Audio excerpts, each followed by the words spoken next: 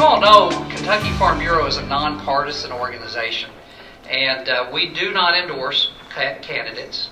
We do work with all sides of the political process, and we feel like we would like to have the candidates to endorse our policy, and that's part of the purpose tonight, is to go through some of the key issues that are faced before Kentucky.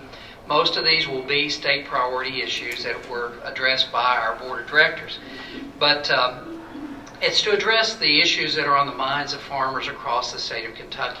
As I mentioned, the order of the way that we're going to move through here was decided by coin toss, and our first opening comments will be made by Ms. Cyndi. Hi, my name is Cyndi Powell Skellie, and I'm running to be your voice for Shelby County in the Kentucky House of Representatives. The election isn't about me or my resume. This election is about you and the needs of Shelby Countyans. I got into this race to lend a voice to the people who have none in our community. I got into this race to make sure that someone stands up for my children and for my students in Frankfort. And I got into this race to make sure that Shelby County has someone in the legislature that actually listens to them. That's why I'm running, to make sure that you have a voice in Frankfort. People want leaders who will keep their commitment on road projects like the widening of Mount Eden Road, and I'm committed to fighting for Shelby County and Frankfort to bring road projects to our community on time, to keep our economy moving, and to keep our streets safe. People want leaders who will keep their commitment to fight for our rural communities, whether it be standing up for small farmers who are being drowned out by large corporations, or being an advocate in Frankfort for our signature horse industry. It's been a long time since we've had a legislator from Shelby County who would fight for our horse industry in Shelby County. We need that voice again. As your county judge executive for 14 years, I've been involved in a lot of issues here on the local level. And those issues interact with Farm Bureau policies and procedures as they relate on the federal, state, and local levels. Joe alluded that farming and agriculture is one of the largest industries in Kentucky. It's a $6 billion industry in Kentucky, and it's worthy of our attention. So we moved to Shelby County, where we learned to trade of tobacco. We continued dairy farming, but I also learned and to appreciate how to have good development in a community without getting into prime agricultural farmland. The United States has to feed the world, and the world's not slowing down for anyone. So agriculture is paramount, and farmers are good at their game. We've got to get a little better. And as I mentioned, we're going to be talking about state priority issues that have been directed by our state board of directors. These came from policies that came from the county level. They are policies that affect all of agriculture, rural Kentucky. So what we want to do is we want to move right straight into the questions. And the way that we'll start out is, Judge Rothenburger, you'll be the first one to be responding to one of the questions. Our first question will be fiscal affairs. You guys know or should know where Kentucky Farm Bureau stands on House Bill 44. But with regard to the property taxes, will you support protecting the original intent of House Bill 44? Also, would you support the current sales tax exemption for agricultural products? It's a big one. Would you support a small sales tax increase if needed? And would you support including items associated with the equine industry, as well as veterinary medicine and vaccines, being exempt from the sales and use tax? Really quick. First of all, House Bill 44 is basically deals with real property tax on counties. And back in the 70s, the state legislature passed House Bill 44, which caps growth. There are revenues that the counties can take in at 4%. That includes new growth at that point. So any revenues that, if you have a very fast-growing county that's considered a growth county, and your revenues from one year to the next year exceed 4%, you're capped at 4%. So if you do a great job and you're really working well in your county, that's all the amount of money you take in. The easy question is, can I support House Bill 44? Yes. That's simply because with fiscal responsibility and with doing advanced planning, you can make it work. And we have done it very well for Shelby County. I've been the county judge executive for 14 years, and we've been well within House Bill 44. In fact, there's been 2 years that we've actually lowered our property tax rate here in Shelby County. And we will be making a recommendation at the next fiscal court meeting to lower that tax rate once again, because we've done so well on having balanced budgets and fiscal responsibility in the county. Number two, would I support the continued sales tax exemption for agricultural products? Absolutely. As a farmer, I understand the importance of sales tax exemption on ag products in Kentucky, and it's imperative that we continue to allow our farmers that exemption. Number three is on small sales increase. I got asked a question back 15 years ago when I was running for county judge executive, and somebody asked me the question, which is very popular at the time, will you take the no tax pledge at that time? And I looked out at a group like this and I said, no, I will not take that pledge. I said, I don't know how any elected official can tell you that, simply because they can't foretell the future, what may happen in the future. But I said, I can guarantee you one thing, that if there has to be a tax increase, I will come directly to the public and I will explain exactly what the tax proposal or increase would be for. However, I will leave the option open to the public because, remember, we are representatives of the people, and I would support equine sales tax exemption for those ag products because the horse industry is in Kentucky an agricultural industry, and I would support those sales tax exemptions. Thank you. Starting with property tax, I'm probably going to sound very repetitive, but I would support House Bill 44. I think that's very important and support the original intent of the bill. As far as sales exemption for ag products, agriculture is our biggest industry in Kentucky, and I think we'd be doing a disservice to our farmers if we were to eliminate a sales tax exemption. Small sales tax increase, I believe that the people need to decide if that is needed, much like Mr. Rothenburger, because it's your money. And I think there would have to be a really good reason to increase sales tax, and that would have to be explained. I also believe that should happen at the local level and not the state level if it were needed to occur. As far as the equine exemption, yes, I remember when this went through with Senator Hornback and several other, it was a bipartisan effort, and I do believe our equine industry is very important, and I would love to be the voice for our horse industry in Shelby County, and I would definitely support equine tax exemption, yes.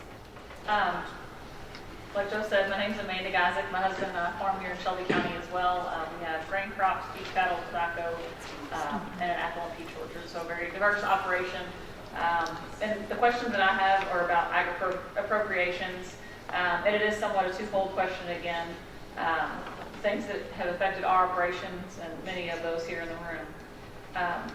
Would you diligently oppose any legislative efforts to restructure the current allocations of 50% of the Master Settlement Agreement funding going to agriculture? And then how will you work to maintain adequate funding for research, extension, and conservation programs that provide very important services to those here in Kentucky? I believe that we need to maintain the 50% Master Settlement Agreement funds. This is something that is important for our farm community, and there's no need to mess with that as far as I'm concerned. It's working, and it needs to stay in place. As far as research programs, we have so many programs at universities, the University of Kentucky, Western Kentucky University, that develop new ideas and programs for our farm communities that I would be in favor of special funding, more funding toward that research to help our agricultural community. Well, let me go on record and say, yes, I would continue to support and oppose any legislation that would try to cut into the 50% master settlement. As a farmer and as any ag industry individual will know, that 50% master settlement money has gone to great use by local farmers in order to push the ag industries to that next level. I mean, when you look around this room, I would say the majority of the Farm Bureau members sitting in here have tapped into that master settlement money to improve genetics of the cattle, to improve fencing on their farms so that they can run more cattle, to protect our waterways, to improve their livestock, grain operations, move into horticulture, aquaculture. We've just seen a whole plethora of agricultural opportunities explode as a result of the Master Settlement Agreement at that point. Remember, I told you before, it's a $6 billion industry in Kentucky, agriculture is. So we want to continue to push it forward. And we've seen also a blooming of agribusiness and agritourism because farmers have done so well developing these niche markets because of the master settlement agreement. And then lastly, we talk about maintaining the current level of funding for R&D. I don't think we need to continue the current funding of money for R&D for agriculture. I think we need to continue to increase the funding for R&D because we're making great strides. I-64 and its close connection to I-75 and I-65 put Shelby County's fresh produce and fruit growers within a 24-hour truck ride of much of the U.S. population. Shelby County has the land, growers, and the desire to produce fresh produce and fruit for consumers. The one thing the grower does not have is the hands to harvest, the labor. What are your thoughts on how to solve this labor issue? Cody, you're exactly right. We've done such a fantastic job on agricultural endeavors, tapping into the master settlement, that now we're looking at the hand to farm and we're looking at the farm to food and farm to table initiatives and programs, and even working with Commissioner Quarles on his newly released task force as it relates to hunger in Kentucky. It's more important now than ever that we have that labor pool in order to be able to tap into to harvest our produce in a timely fashion to get it out. Because anybody knows if you're raising a tomato and you don't get it harvested in time, what happens? It starts to develop a fungus, it gets a blight, or it just starts to rot on the vine. You know, that's a terrible waste of food when we have so many people in the United States and around the world starving. So it's imperative that we can tap into the H-2A federal program. And a lot of farmers in Shelby County are doing it. I speak with them on a daily basis. And what a tremendous asset. I did a little research on this topic because it interested me. Being a school teacher, we have many migrant workers who come through our school system, and we actually hire people within our school district to help take care of those families because they're very important to our community and they're very important to our school system. Hired farm workers are the most economic disadvantaged group in the United States. Migrant labor equals 81% of farm labor, most of them born outside the United States, 95% born in Mexico. We see that in our community. And only 10% of this group speaks English fluently, which has an association with the school system. As a teacher, I see a relationship there. It's important to our community. Mr. Rothenburger speaks of the H-2A program. And it is important that our community take advantage of this program. What I've read about it, however, is that it is very slow, and it does sometimes, it doesn't benefit the farmer who is waiting to hire adequate help. And if at all, how do we, as state representatives, speak to the federal government to make sure that it benefits our farmers instead of hurting them in this type of community and migrant situation? My question is about transportation. What are your thoughts on allocating funds for road and bridge repair within the state? And would you support the current rural road fund when they discuss the state's road budget? I would definitely support the state road funds. This goes back to education a little bit too, because when I think about our school buses on the rural roads in Shelby County, I want them to be safe for our students. They need to be safe for our farmers who are transporting their goods to I-65 and I-71 to get them where they need to go. We have to maintain our roads, our bridges, and our highways. That's about our economy. And if our roads and our bridges and our highways aren't maintained, then we don't have a good economy. We don't have a way to transport our goods, to transport our people. I think that transportation money is allocated fairly in our community, and I would not want to see it reduced. If anything, I'd like to see a little bit more money coming to Shelby County to help us with our road expansions and our bridge repairs. Yeah, the roadways are extremely imperative to us, not only for our daily travels, but for safety, but also commerce or getting our product back and forth. When we look at the transportation funding formula, a couple years ago when General Assembly was going in, there was a lot of debate on lowering the gasoline tax in Kentucky because Kentucky didn't really have a bottom to it, so it just kept falling and falling and falling. And for every 1 penny that the tax dropped at the gasoline pumps amounted to $35 million. And that money is split between state transportation, counties, and cities at that point. So there was a lot of money that was being lost very, very quickly. But I can tell you, when over the past couple of years, we've lost over $250,000 of money just on the county level as a result of the gasoline tax going down. Now, I told somebody once before, I said, everybody sits at the pump and we all talk about that it's great that the gasoline tax went down. But do you really think about that you saved a penny at the pump when you go down the road and you hit a pothole like Cyndi was talking about, and you blow a $400 tire and you bet a $1,500 rim? What's more important, the 1 penny tax that you saved per gallon, or that $1,500 or $1,900 damage that you did to your car? So it's imperative that we keep our roadways in good condition. A study that was done by State Transportation a few years ago said, based on the current level of funding, and this is before the gasoline tax dropped, it would take 360 years to repair all the bridges in Kentucky that were leave functionally or structurally obsolete. 360 years. Now this goes back to funding from 3 years ago, and we've already went way past that at this point. We just got, there was an announcement by KYTC just today that we had applied for and got emergency funding on a rural road bridge here in Shelby County. It's on Beard Road. It's out toward Baghdad. And what happened was, when the last bridge inspector went through, he found a crack in one of the head walls. And so we got approved for emergency funding, and that's as a result of the fiscal court entering into an agreement with the Kentucky Transportation Cabinet for a county road aid agreement, where our money is stretched out, but we also participate in an emergency pool. So that's only going to cost us 20%. So the wisdom of our fiscal court to participate in that basically insurance policy on the county road is going to allow us to get that bridge up before school starts and before agricultural harvest starts this fall. So and water is so very, very important to us, whether it's the Floyd's Fork part or any of those others. So it's very near and dear to my heart. The two questions that I have is, will you support the efforts of the Kentucky Water Resources Board, which Joe just alluded to, including funding to carry out those board's activities? And then water is a huge issue with urban and rural communities.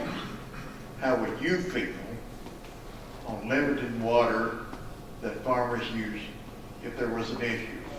As county judge executive, one of the first things that I did, starting out 14 years ago, and this kind of really started even 4 years before that when I was fire chief. I worked very closely with the Shelbyville Water Municipal Water Sewer Company in Shelbyville, because back in the late 80s, we went through a tremendous drought here in Shelby County. And every day that I would check in with Gene Fouts, who was then the manager of the Shelbyville Water and Sewer Company. And what I was extremely worried about was that the water levels just kept dropping and kept dropping and kept dropping. And some communities in Kentucky ran out of water. During that same years, when in Atlanta, you see Lake Lanier was almost going dry. We see out west what's happening in Southern California and how it's decimating not only the quality of life, but decimating the agricultural endeavors at that point. So when I was fire chief, just to reflect back a little bit, I was very concerned, because at that time, my primary goal, and I guess I was a little selfish at that time, I needed water for fire protection. I needed water to put fire out if we had a major conflagration.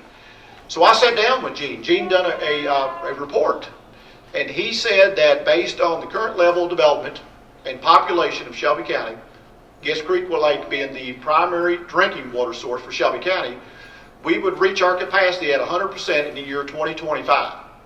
So one of the first things that I did as fiscal court, as a county judge, is I called our fiscal court in and said, look, we're going to work together with these water companies, and we're going to start developing a long-range plan for Shelby County, because we know we're right in the midst, we're right in the bullseye of tremendous growth for our county, being next to Jefferson County. And I'm proud to say that after a decade, we have all our water companies are working collaboratively together as a water management plan. They are interconnected. If anyone should run out of water, each water company can backfeed that. We have a main water line that should be coming online, coming up I-64, that will deliver 7 million gallons of water from the Ohio River into Shelby County. So we put redundancy after redundancy after redundancy into Shelby County, or we're not going to run it out. That means quality of life. That means economic development. And yes, Jack, that means plenty of water for agriculture, for those water feeders that we put in. This question made me think of a person I recently visited while I was out campaigning. We drove down this very long road, and we kept going up and up and up a hill. And the gentleman had to have, in order to have his agricultural homeland off of US 60, he had to put in a special pump to get the water up to the level that he wanted. And it was a beautiful, beautiful farmstead. And he talked to us about the difficulties of that.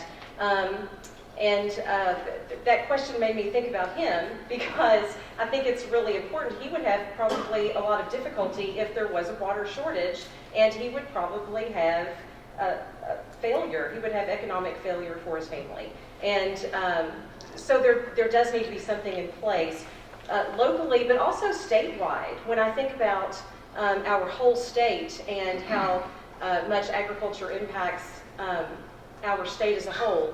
In 2003, only 67% of Kentuckians had water resources. And now we are up to, I think it's like 96.8% or something, close to 97%. So I think that there have been wonderful provisions put into place, and we do need to continue to support that. Because as Rob said earlier, farmers feed the world. The U.S. feeds the world, and the world isn't slowing down. We have to make sure that water is important. Recently in Flint, Michigan, we heard how the water crisis affected that whole community, and that was an urban situation. We are a rural community, and we have to support our farmers and make sure that they have good water resources. I've got just a little follow-up on that. Neither of you addressed the first part of the question, and that was the efforts of the Kentucky Water Resources Board and the funding to carry those out. Now, I think that's an important issue as Farm Bureau representative that you need to know how you feel. But neither of you addressed that issue. Yes, I would be 100% on board on continuing to an adequate level of funding for that board, because it's imperative that we put a drought management plan in place. You know, FEMA has established a plan, and I think that Kentucky is well on its way with its Water Resource Management Board developing that plan, not only for the quality of life, but also for the agricultural purposes, because we know how devastating that a drought can be. So it's imperative that we continue that funding and we increase that funding. Once again, I don't see why you would want to mess with something that's working for farmers. And the Water Resource Board and their activities seem to be working. If there was something you could do to improve it, we would need to get together with farmers, talk about that, and make sure that we could implement that. What is your opinion regarding state-based regulation of insurance and the possible preemption by the federal government? And would you support tort reform in the Commonwealth to help make Kentucky more business-friendly? As far as our car insurance and our house insurance and the insurance that I currently hold, I most certainly don't want the federal government messing with it. I am, however, a fan of Connect. I think that Governor Beshear had put into place a program that helped our citizens, especially several of the citizens who came through my classroom. I saw an improvement of attendance when this program came through. And I would not support tort reform in Kentucky. But I can tell you this much, federal government needs to stay the heck out of Kentucky. We can regulate our own. We have a state insurance commissioner, and we can handle our own affairs and monitor our own insurance program. So I say keep it on the state level until the feds, they can stay in Washington and that. And as far as tort reform, yes, I am for tort reform. I think that it's hindering efforts of doctors to come into Kentucky when they look at medical, especially when we look at medical tort reform. I know several years ago we lost a lot of our OBGYN specialists, and they went to Southern Indiana because of tort reform. The insurance was cheaper for them to be able to practice in Southern Indiana than it was in Kentucky. So yeah, I would be in favor of tort reform. As far as education goes, both Cyndi, you're an educator, Rob, an educator in fire service as well. What are your opinions on the ag programs in county high schools, and do you think they are sufficient? How would you assess the current education system in Kentucky, and what ideas do you have to make it stronger and more effective? last but not least, what are your feelings about charter schools? I'm firmly behind our agricultural programs in high school. I was a student of FFA. I went through all 4 years. I couldn't get enough of agriculture, from agricultural science to agronomy to welding.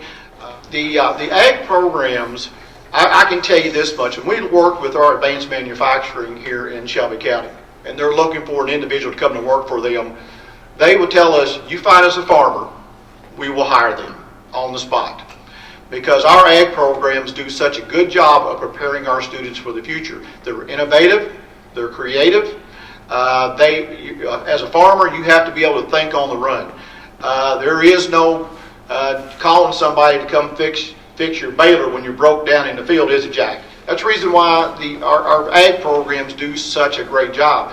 I'm in favor of expanding those ag programs, and I think anyone who's gone through those programs, and if any of our ag teachers were here at that point, they would agree with me, because they so well prepare our students, and it is a skilled trade these days. It's not like it was back 40 years ago, where we take the students, if they have problems with, they stick them down in the ag department. That's not like it anymore. Our students that are in our ag programs now, they're into equine science, they're into equine management, they're in horticulture. It's just a whole gambit of activities that are really help promote our agricultural industry here in Kentucky. We looked for areas that we can improve education. And I've got to sign up there. And lastly, is I'm in favor of charter schools. If you sit there and you talk about the inner cities, the West Louisville Ministerial Alliance, and this is a primarily African American group, they came out in favor of charter schools because they understand that they have issues in the public schools as it relates to discipline, and a lot of said the other standards. So this way, with charter schools, they can set their standards, they can set their regulations, they can set their discipline. So I am in favor of charter schools. Skellie. As a teacher at Shelby County High School who saw the school split, I will tell you that I think we need more funding and extra teachers for our ag programs at Shelby County and Collins High School here. I had actually the privilege of working with many of our ag students. I taught speech and theater for a while. I don't know if you all know that about me. I'm a big arts advocate. And one of the components of the ag program is leadership. And as he said, the judging of the different areas of livestock. And the students would come to me and I would work with them on their speeches and how to win those competitions. And you would see the students so invested in what they were there to do. But our programs have been cut because we're splitting funding between two schools. And I think it's a shame because we're not servicing as many students as we used to. So locally, I am an advocate for funding those programs. Our state has career and college readiness, and one of our best career programs is our ag programs at Shelby County and Collins. And we need to continue that because it promotes veterinary science, it promotes local farming, mechanics, so many elements of future careers. I am not in favor of charter schools. This is going to be, if charter school legislation takes place in Kentucky, it will be a very difficult impact, a tough impact on our tax system. It's basically taking the tax dollars that you have and splitting it into two areas. Charter school legislation is about privatization of public schools. And I don't know why Kentucky wants to adopt this when there are so many lawsuits that are occurring in Los Angeles and Ohio. Taxpayers are suing these charter school companies because they're basically coming into communities, taking their money, destroying the school systems, and leaving. And right now, you have the option of voting in a school board member. A charter school system is run by a board that's in some other state. And we don't want that for our children. It's an undemocratic system. What are your thoughts on the dissolution and reappointment of some of the state boards by the governor? I don't always agree with everything our governor does. I was really concerned with the dissolution of U of L's board because my son is going there this fall. And then I thought, well, if it works, let's see what happens. Let's see what happens. Let's give it a shot. Some of the other boards, I wasn't sure why. There seemed to be no reason for his dissolution of those boards. and reappointments. I didn't understand why the Kentucky Horse Park Board was dissolved and then reappointments were made. There was really no reason given for the inadequacies or the fact that they weren't working, were they not funding anything. I never saw a news report or anything other than he's dissolving them and it's coming back. So my opinion on the governor's reappointments are, I hope they work. And I'm going to give it time to see if it works. Governor Bevins, when he came in office, he promised changed. And I think anyone that looks at Governor Bevins, he is an individual that he doesn't like to slow down for nothing. He understands that change is needed. I don't think anybody in this room will disagree that there were issues that were surfacing at the University of Louisville, and the University of Louisville didn't seem to be addressing them very quick. The governor thought in his powers that he needed to make this move and make this move quickly in order to stabilize the university at this point. Now, currently the question is being litigated in Frankfurt, and there's a judge that's looking at both sides of it. So I don't want to sit here tonight and pass judgment on the boards, on the governor, or anyone else at this point in time. I do, however, think that the legislators, when they convene back in January, this should be a topic that should be thoroughly looked at this point to assure that everything is in order. And like Cyndi says, we hope for the very best on this, because if it works, then and I'll understand why it would not, because the governor has been very impeccable on picking his most talented people to serve on these boards and commissions, and I think they're going to do an excellent job. I can tell you that I know the chairman of the new U of L board, Junior Bridgman. He is a outstanding individual, a great human being, one of the top-notch businessmen in Kentucky. I have no doubt that Junior Bridgman can lead the University of Louisville to new heights at this point. So I applaud the governor in his efforts to move very quickly, and we'll wait and see what happens, like Cyndi said at this point. Okay, Shelby County Farm Bureau has always been interested in politics. We're a nonpartisan. We don't endorse any candidate at all, but we certainly would like to know what each candidate feels on the issues involving farming in Shelby County and, of course, the state of Kentucky. Farming is, or agriculture is, the business is the main industry in Kentucky. And here in Shelby County, we are diversified of horses, cattle, tobacco, grain. We have all these issues that confront us: transportation, roads, all the things that are very important to a farmer or individual involved in agriculture. We want to know how our candidates feel about these issues, and it certainly has been good tonight to listen to Cyndi and Rob share their passion with Shelby County Farm Bureau and the community that came out tonight.